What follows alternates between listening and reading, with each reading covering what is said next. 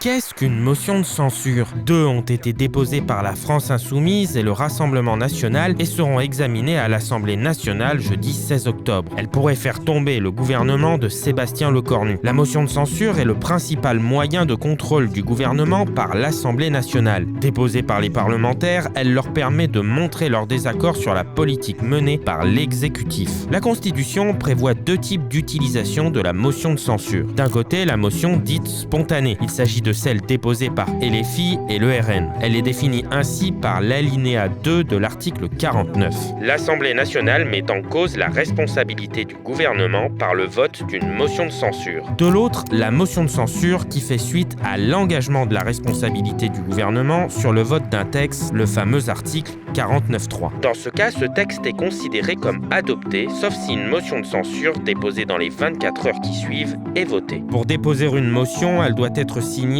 par 1/10 au moins des membres de l'Assemblée nationale, soit 58 députés. Elle ne peut être adoptée qu'à la majorité des membres composant l'Assemblée nationale, soit 289 voix, contrairement aux autres textes qui sont adoptés en ne tenant compte que des députés présents le jour du vote. Si la censure est votée, le Premier ministre, selon l'article 50, doit remettre au président de la République la démission du gouvernement. Le gouvernement devient alors démissionnaire. Il traite des affaires courantes jusqu'à la nomination par le président de la République d'un nouveau Premier ministre, puis, sur proposition de ce dernier, du nouveau gouvernement. Utilisée plus de 130 fois depuis 1958, la motion de censure a abouti pour la première fois en octobre 1962 contre le gouvernement de Georges Pompidou, alors Premier ministre. Le général de Gaulle souhaitait en effet soumettre au référendum la révision constitutionnelle qui prévoyait l'élection du président de la République au suffrage universel direct, ce que les parlementaires rejetaient. Il a fallu attendre 62 ans pour qu'une autre motion aboutisse le 4 décembre 2024, faisant alors tomber